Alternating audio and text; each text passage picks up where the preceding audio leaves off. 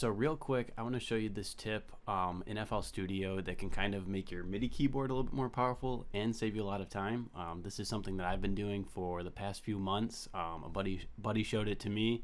I've been doing it ever since. It saves a lot of time. It allows me to use my MIDI keyboard a lot more like a kind of like a synth if I want to, or is just more of an actual controller for any VST, not just ones that it was made for. So without further ado, let's get right into it.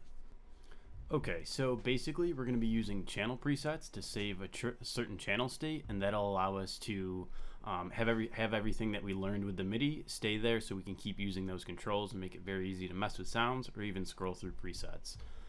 That might not make a whole lot of sense, but before we get started, there is one setting you're going to want to change. So go over to MIDI settings, and down here under port, make sure your controller is selected. Just set the port to any number. I chose 2, just a random even number, but you can set it to whatever you'd like. It's 1 through, I think it goes to basically infinity here. So set that number and remember it. I would keep it something simple, don't go too crazy with it.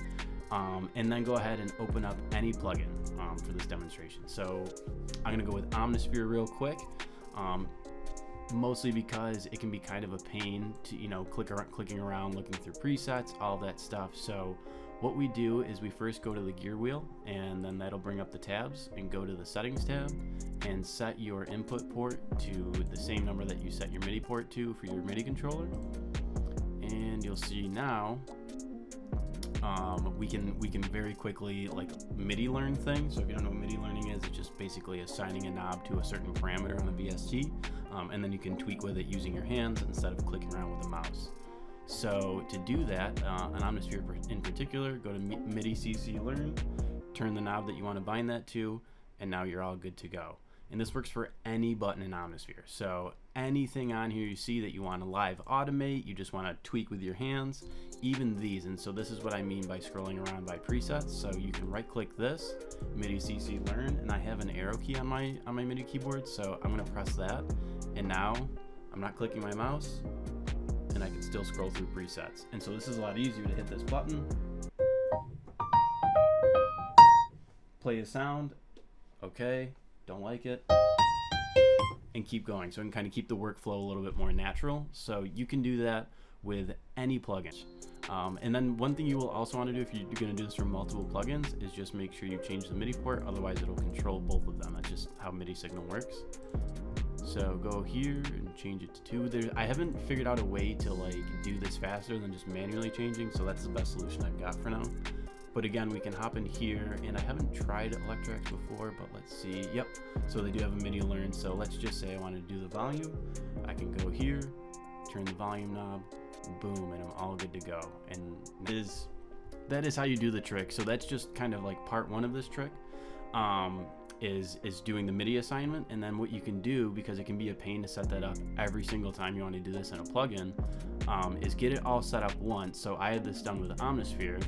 I've got all of these set up, and I've even got it set up so in Omnisphere and not Keyscape, if we look at one of the patches, I've got it set up and I can actually pull it right in here, so that all of these knobs, because I have fader knobs on my MIDI controller, are controllable for both this layer and this layer, because I've got eight MIDI faders. So the way we do that is just once you've got everything assigned, go here and go to Save Channel Stay As, and then name it, and you're good to go. And if you look at the file path, it usually sits for me right wherever your default image line folder is. So for me, it's Documents, Image Line, FL Studio, Presets, and then Channel Presets. And what's nice is it'll pop up along the sidebar here. It's one of the default little branches, so just click on that and they load up right down here. So I was talking about the Omnisphere one that I have. So this is Omni Channel 2 for my Keylab 61.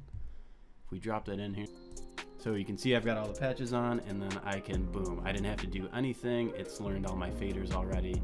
We're all good to go. And I believe I also have, I've got the arrow pre-bound, and all I did was drop that in. So that can be pretty handy. You can do it with any plugin. You can also do this with Analog Lab, any of these plugins you see here, even Ample Guitar. So check it out. It can save you a lot of time, and especially doing the Save Channel State As, that is where the real sauce is. So check it out. Leave a comment if this helped. If you knew about it before, sorry for wasting your time, but let's get into it. Thank you.